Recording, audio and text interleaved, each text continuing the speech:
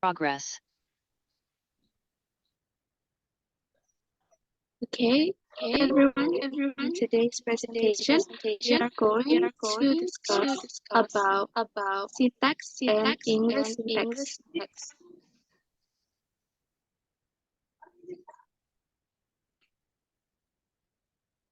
Before we moving on to the materials, let us introduce ourselves. My name is Laputu Anindi Apsari with the student ID of 221202165. My name is Nabila Isha Marani with the student ID is 2212021162. And my name is Indah Amelia with the student ID 20211. And my name is Niputeng Tiari and my student ID is 221221147. Next. So this is the materials we are going to discuss today, which is what the syntax is supposed to do, sentence structure, and sign language syntax.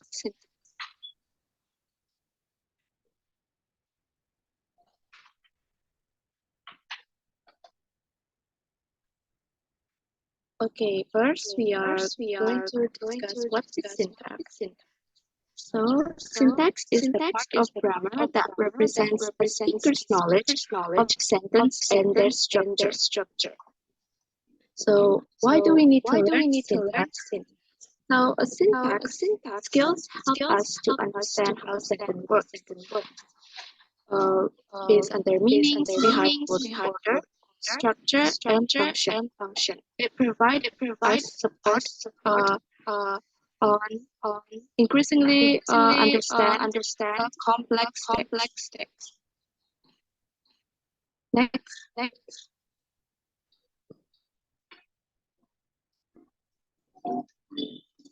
Next is what the syntax is supposed to do. So the rules of syntax combine words into phrases and phrases into sentences. Among other things, the rules determine the correct word order for a language. Next. Here we have a dialogue of Alice in Wonderland by Lewis Carroll. Let us see the first dialogue. Then you should say what you mean. The March hair went on. And Alice said, I do. At least I mean what I say. That's the same thing, you know. And the header said, not the same thing a bit. You might just as well say that I see what I eat is the same thing as I eat what I see. In here we can see the sentence I see what I eat and I eat what I see. In here the sentence is really different based on its order. When they say I see what I eat, it means that they only see what they eat. And when they say I eat what I see, they already eating what they see. And in here we know that a word order contributes a lot to the meaning of the sentence. Next. So a second important role of syntax is to describe the relationship between the meaning of a particular group of words and the arrangement of those words. The rule of syntax also specifies the grammatical relation of a sentence, such as subject and direct object. In other words, they provide information about who is doing what to whom. Next. Here we have another example. In here there is a sentence. The captain ordered all old men and women of the sinking ship. In the first picture, there are two branch, old man and woman, and old man and woman. In the first picture, we can see that the meaning is both man and woman. The one who is old is only the man. And in the second picture is old man and woman, and the one who are old is the man and the woman. Not only the man, but also the woman. And in the second picture, uh, there is a lady and a man here. The lady said, "Did you notice our Richard's whispering?" And the man said, "I didn't. It must not have been that loud." So the nose ring that the lady meant here is the accessory, and the nose ring that the man uh, might have thought is the sound that ring. So it is really ambiguous based on the words and sentences. Next.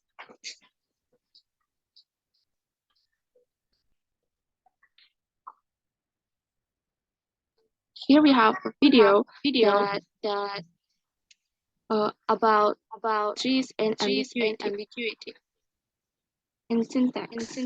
Let us watch it.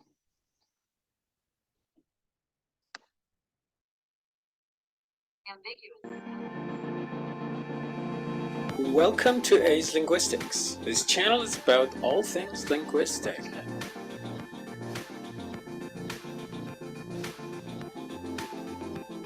So let's see what we've got today.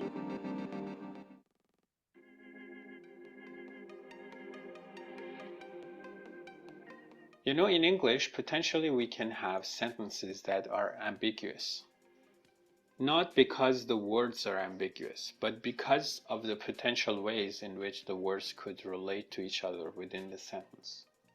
I mean, before we get there, you need to know that the phrases that we studied, as I told you in 2 videos ago, these are phrasal categories.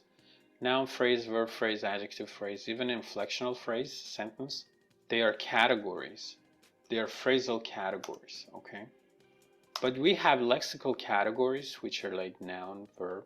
We also have functional categories like determiner or auxiliary verb.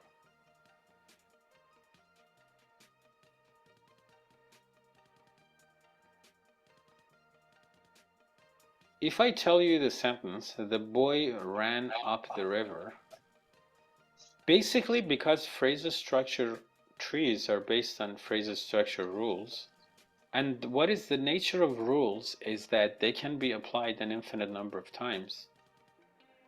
Therefore, the same phrasal structure tree may account for different sentences. For example, the boy ran up the river can also has the same tree structure as a dog barked at the boy. It's a determiner noun, which is a noun phrase. The aux is both cases past. The verb is ran, then the verb could be barked. Preposition up or at, and then followed by a noun phrase, the river or the boy. So potentially, you could fit a lot of other sentences into this tree diagram. And in all the cases, you could write the same phrasal structure rules.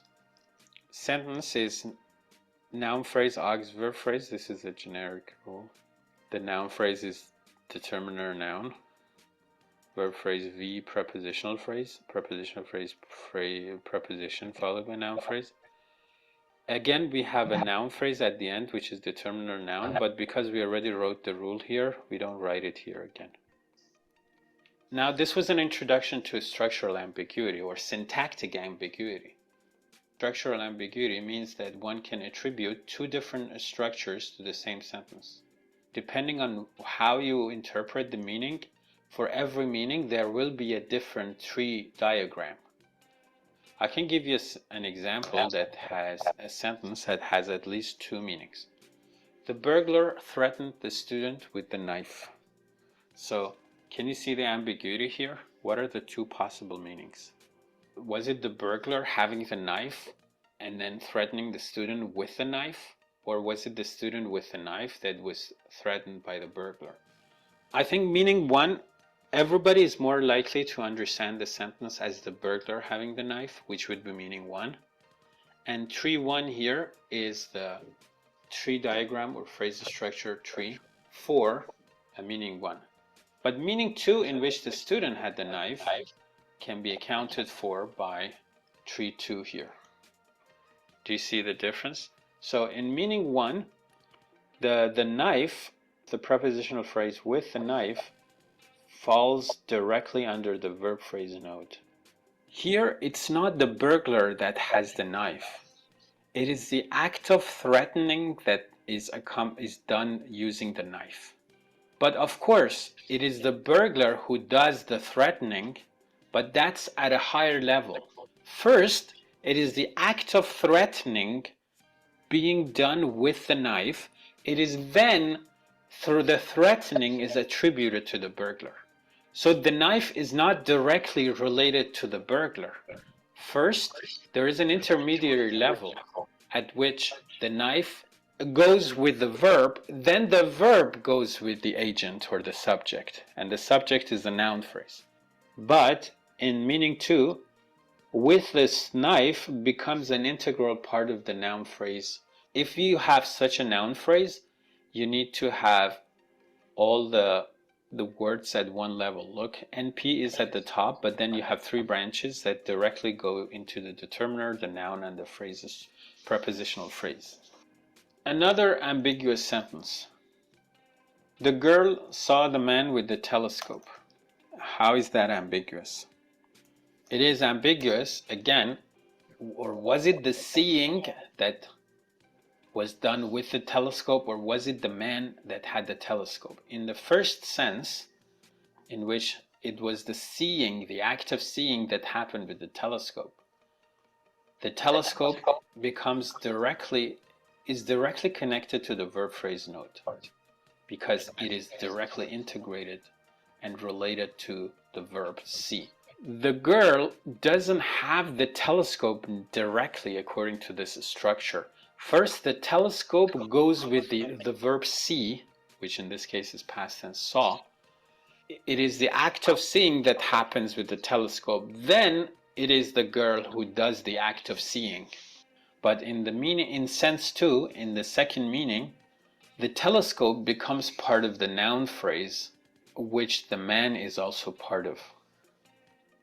We have, in both of these cases, we have syntactic ambiguity or structural ambiguity. Every meaning is made possible through a particular syntactic structure. And because of that, we need to visually represent those structures. We can draw those structures. Okay, something that causes confusion for the students is that they see that the girl that had the telescope or the burglar that had the knife, why doesn't it connect directly to the girl? That's because it's not just knowing the semantics. You need to take your time and go through all the steps in the syntax to create that meaning. Thanks for your time and attention.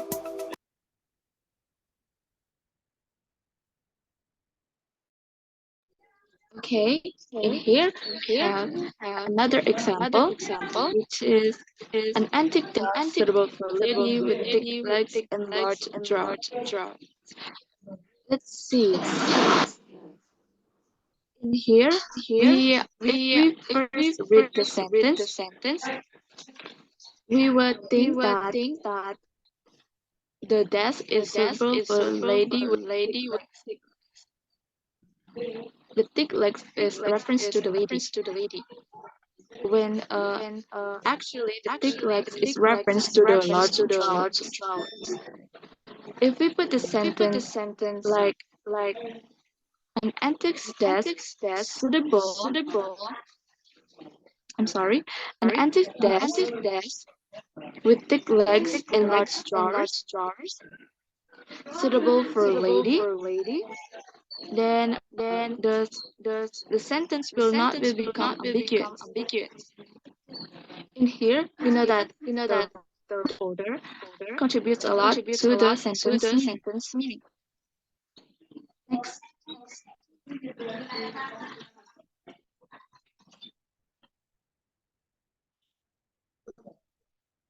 So the next material will be discussed by my friend.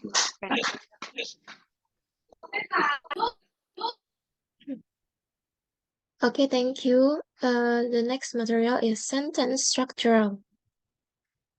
So, suppose we want to write a template that describes the structure of an English sentence, and more specifically, a template that gave the correct word order for English. We might come up with something like the following: determiner, noun, verb, determiner, noun. So I will give you an example about like the following this in this next slide. So this template says that a determiner, e.g. an article like the RA, is followed by a noun, which is followed by a verb, and so on. It would describe English sentences such as the following. The first sentence is, the Jill found a puppy. The Jill is subject, found is verb, a puppy is noun. The word the is determiner, and the word a is an article. The second sentence is, the professor wrote a book. The professor is subject, wrote is verb, and a book is noun. The word the is a determiner, and the word a is article. The third sentence is, that runner won the race. The runner is subject, won is verb, and the race is noun. So the word that is determiner and the word the is determiner too. Okay, the next material is constituent and constituency test. The natural groupings of part of a sentence are called constituents. Various linguistics tests reveal the constituents of a sentence. The first test is the standalone test. For example, as an answer to question that they form a constituent. So in response to the question, what did you find? A speaker might answer a puppy, but not found a. Puppy can stand alone while found a cannot. The second test is replacement by a pronoun. In answer to the question, where did you find a puppy? A speaker can say, I found him in the park.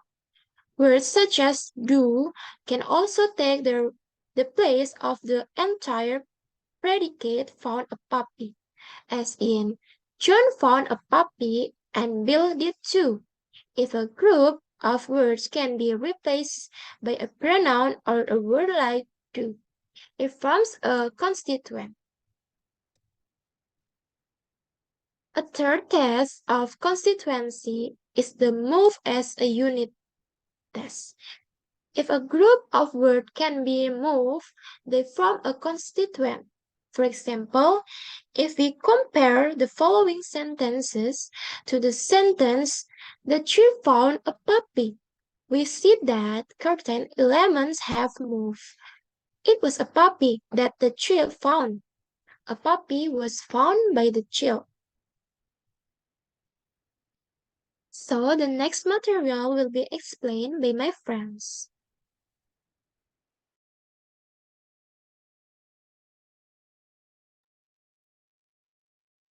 Okay, I will continue with categories. A family of expressions offer one another with less equality is called a synthetic category. Next.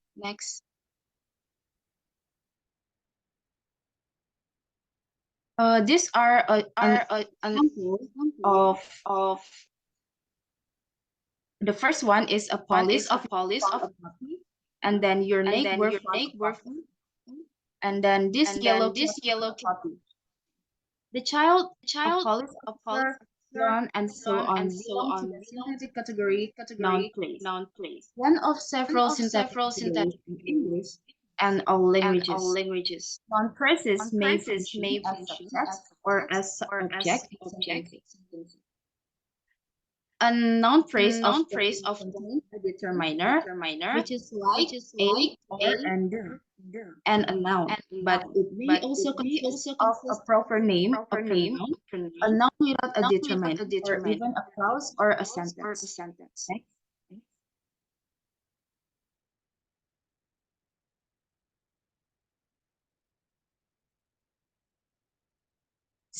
Synthetic categories or phrasal categories such as noun phrase, verb phrase, adjective phrase, prepositional phrase, and adverb phrase, as well as lexical categories such as noun, verb, prepositions, adjective, and adverb.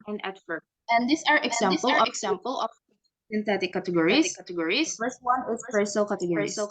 In the phrasal categories, there are noun phrase, and the example are man, the man with a telescope.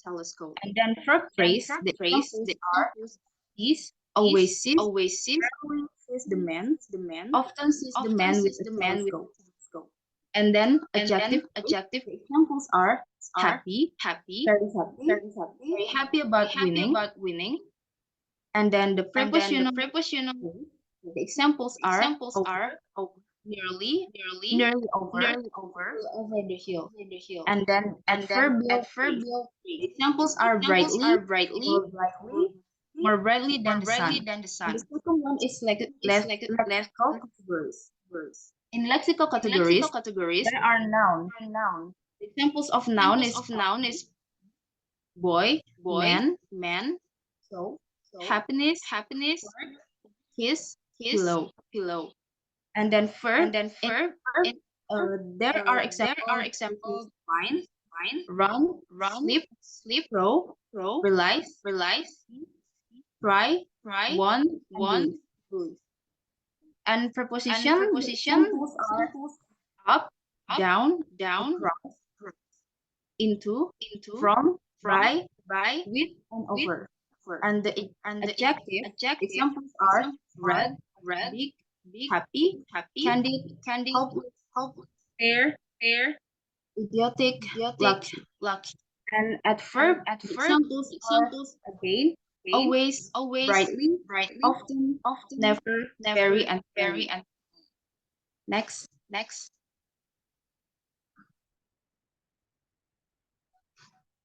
Other categories may be less familiar.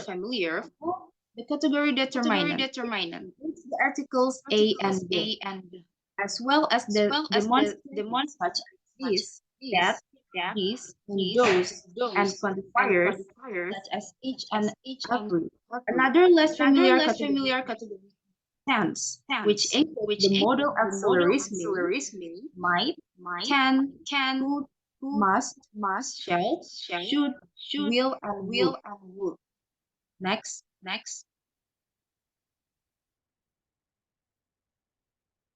Before we are going to discuss phrase structure of trees, let's watch a video of structure rules and trees.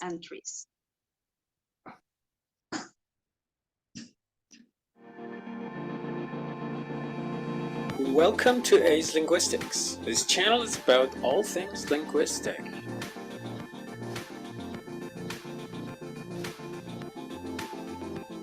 So let's see what we've got today.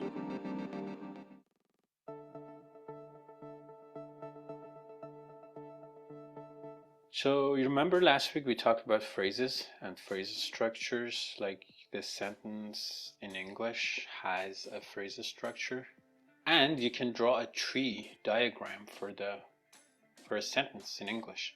Sentencing itself might be referred to as an inflectional phrase, but we are going to treat it as S in the phrasal structure rules and phrasal structure trees. Why is this important? Because we are trying to understand the constituent structure of the English sentence. Okay, so right now we're just focused on English. A typical English sentence, like a declarative sentence in English, can be rewritten as follows. A sentence consists of a noun phrase followed by an auxiliary or auxiliary verb followed by a verb phrase.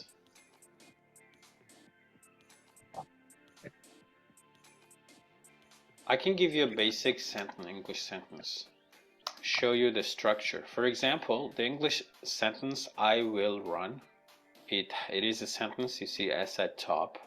We are going to get this at the top of every tree diagram for every English sentence. Then as we go down below, things will start to differ. It consists of an MP, followed by an AUX, followed by VP. Then you will have to expand on each of those nodes. Here the noun phrase consists of a pronoun, PR, and the verb phrase only consists of a verb. Or each of the three nodes, NP, AUX, V, we had one word, I for MP, will for AUX, run for VP. So when we're talking about phrase structure rules, we need to write the rules not just for the sentence, but then you have more phrases within the sentence. And then each of those phrases needs to be accounted for with a phrase structure rule. But sentences in English are typically more complicated. For example, I will tell her the story. If I ask you to draw the tree diagram, you can always stop at the top by writing the sentence NP, AUX, VP, but alternatively you could have a different approach in the sense that you could start at the bottom by labeling each of these. You already know that I is a pronoun, will is an AUX, but when you have an AUX, you need to specify the tense. So it's a tense that goes into an AUX. And then tell is a verb, of course. Her is a pronoun. The is a determiner. Story is a noun.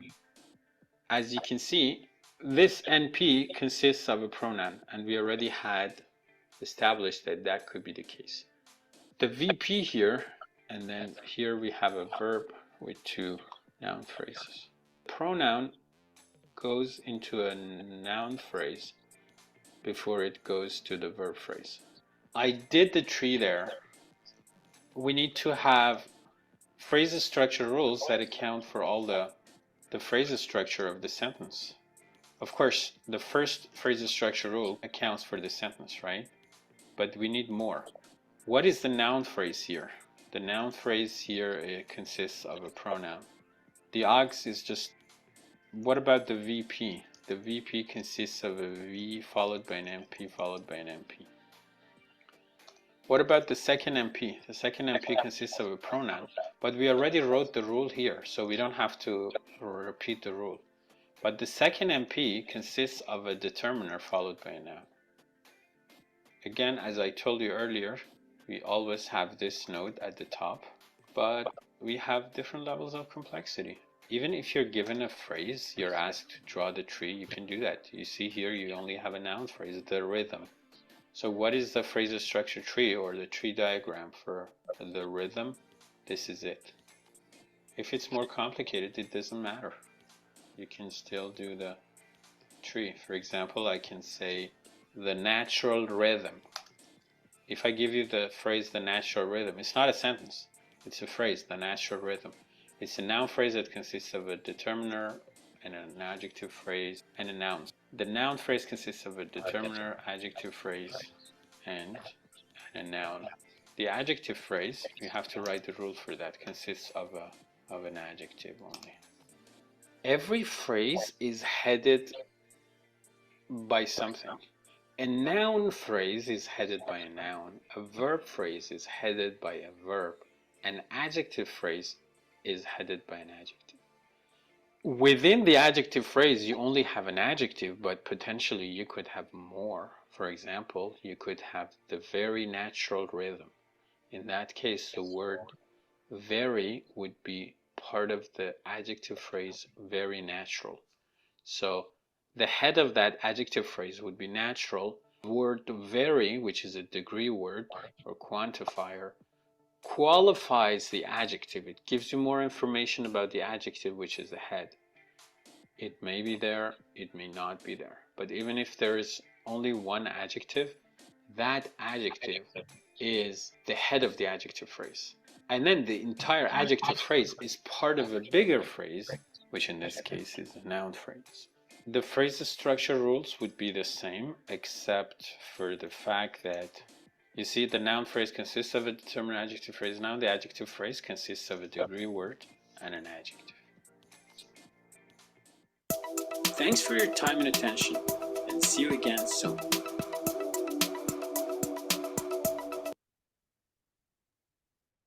Okay, after watching the video, phrase structure trees on my friend.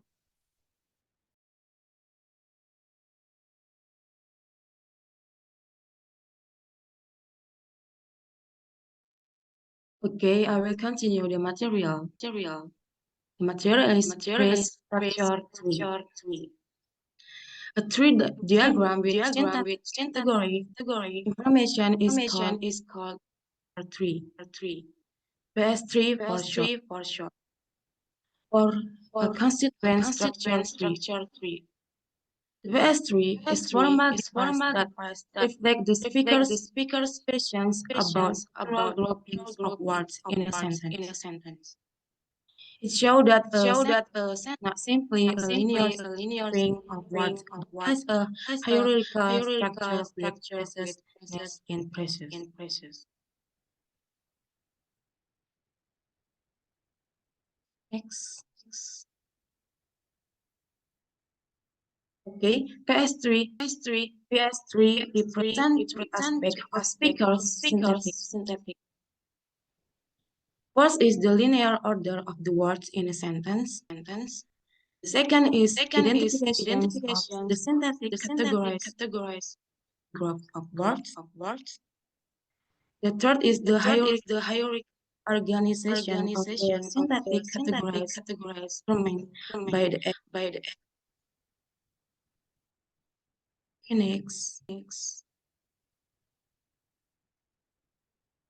Next is what hit the sentence. This is the example. John danced. And John dance is Peter 10 is expressed with the modal John will dance. Modals also express notions such as possibility. John might dance. Necessity, John and ability, John and so on. A model such as says it is possible that the event will occur at some future time. Must that time is necessary that the event occur at some future time, so on.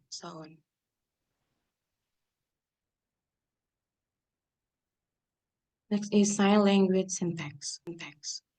Sign languages have structure rules that the hierarchical out of linguistic and specific to word order of given sign language.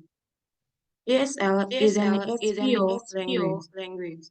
The signer of ASL know that the first two sentences below are grammatical sentences of ASL. But the third is not. The capitalized words represent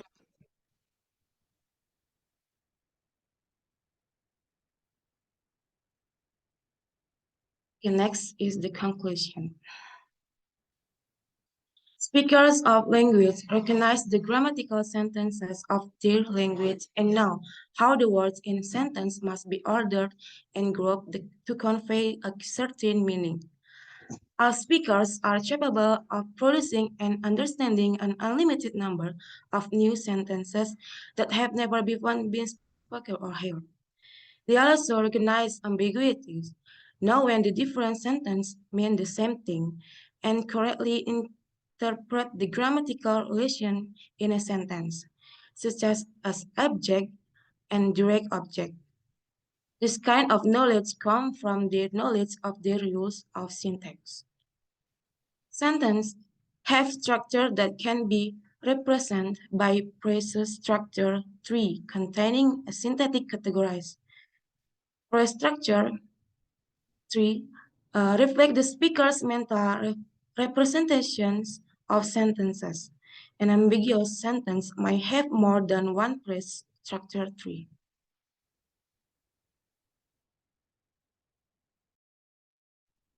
Okay, so this is the references that we use to make this PowerPoint. Next. Thank you so much for listening, and we apologize if there is any mistake that we made. Thank you.